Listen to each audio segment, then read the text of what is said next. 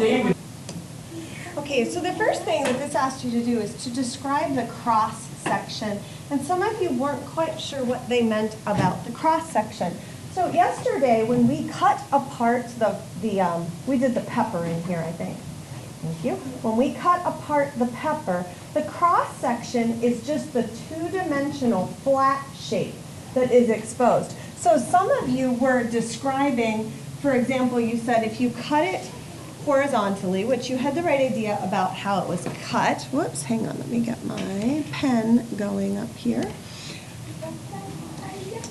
Okay, so if we were to cut it horizontally, we would be cutting along here and we would take a slice out of there. What I'm asking you is not the shape that you have on top and the shape that you have on the bottom, but what is the shape of the slice? If we could take a paper-thin slice out of it, what would the slice look like? So if you were to make a cut like this, your slice would look like a pentagon. So when you're describing this, you would say that it would be a pentagon. You might say that it's smaller than the pentagon on the base because it's up higher. The higher you go with this cross section, the smaller the pentagon is going to be. But if we were to cut a cross section from up here, we would have another pentagon.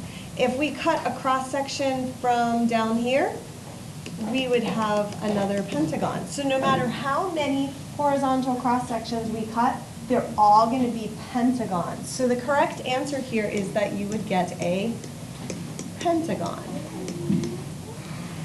Okay, now we're going to look at what kind of cross section we would get if we slice vertically through the top vertex. Okay, so I'm going to erase this. Got some mowing going on outside. Okay, if I were to make a vertical cut from the top down, say I sliced it here. Sounds like a bottle of better.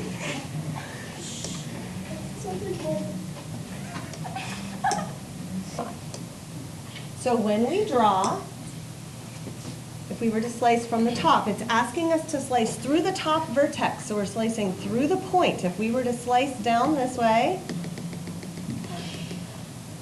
we would get a slice like this. And we could do it from any angle, and it might be a slightly different size base depending on if we went corner to corner. Like we could slice it from, let me show you a different way we could slice it. We could slice it from this point and maybe this point, and we would have a triangle like this. As long as we're cutting from the top point straight down, we are going to end up with a triangle. So the correct answer for part B is that you would get a triangle.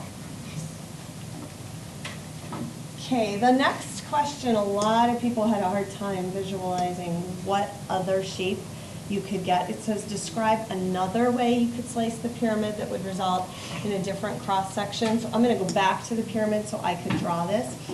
If we were to slice the pyramid, instead of starting at the tip, but if we started right here and we sliced straight down, and I make no guarantees that I'm going to be able to draw this very well, but if we started here and we did a slice, why did that turn blue? I guess it's still going to work. If we did a slice like this and we sliced straight down like this,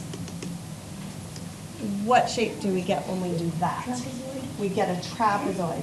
So if we slice straight down, starting at any point other than the tip, we're going to get one where it's smaller on top because we have these triangles going to points, and larger on the bottom, so we would end up with a trapezoid.